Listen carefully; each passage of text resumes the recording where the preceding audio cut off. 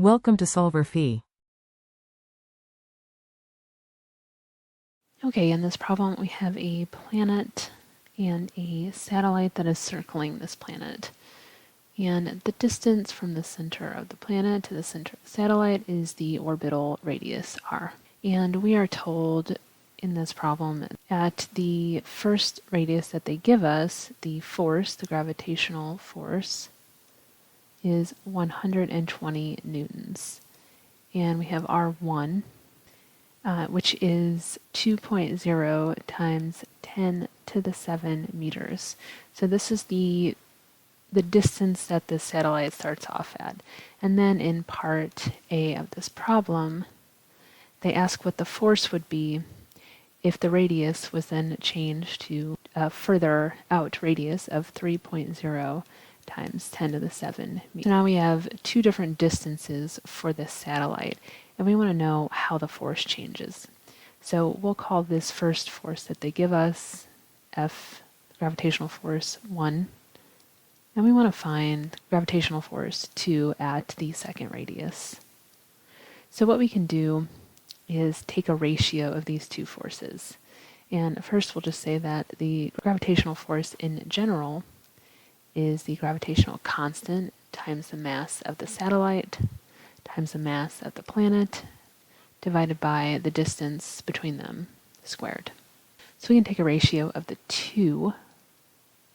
So Fg1 over Fg2 is going to be equal to gravitational times mass of the satellite times the mass of the planet. These are the same, the two radii that they give us change. The masses aren't changing. Divided by r1 squared. Take that whole thing and divide that by the equation for the second force. So G ms mp over r2 squared.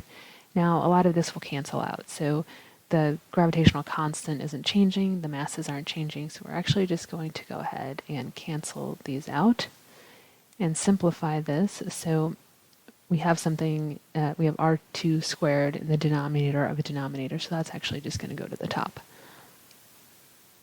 Divided by r1 squared. And what we want to do is just solve for Fg2. So just kind of rearranging things here, we can get that our second force is going to be equal to the first force times r1 squared over r2 squared. So we actually just had to kind of flip these around. So we can go ahead and plug in what we are given here. So the first force was 120 newtons. And then we have R1, 2.0 times 10 to the 7 meters over 3.0 times 10 to the 7 meters, and those are both squared. So we actually don't have to enter in 10 to the 7 into our calculators because these will just cancel out. So we have 120 times 2 over 3 squared. And that's going to give us that the force between the satellite and the planet at this second radius is going to be 53 newtons. And then we can go on to part B. So they give us the period of the satellite, so how long it takes the satellite to go completely around the planet. They give us a time of 2 hours. So it goes completely around the planet in 2 hours. We do just want to convert this to seconds because that's a standard SI unit that we're going to need. So we just have to multiply this by 3,600 seconds in an hour. That's 7,200 seconds. So the orbital period in seconds is 7,200 seconds. And we can use Kepler's third law that t squared equals 4 pi squared times this is the semi-major axis cubed. Semi-major axis in this case is just going to be our orbital radius. And that's divided by g, the gravitational constant, and the mass of the planet. So here we can solve for the mass of the planet, which is what they're asking for. So we're just going to multiply both sides by mp and divide both sides by the period squared. And that's going to give us mp is equal to 4 pi squared times a cubed over g times the period squared. So now let's go ahead and plug in these values.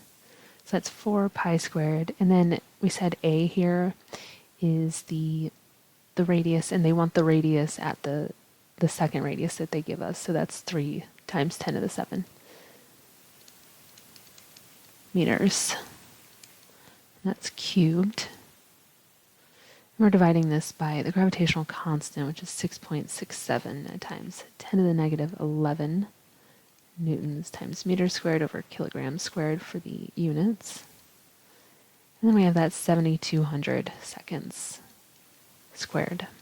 And this is going to give us a mass of 3.1 times 10 to the 26 kilograms for the mass of this planet.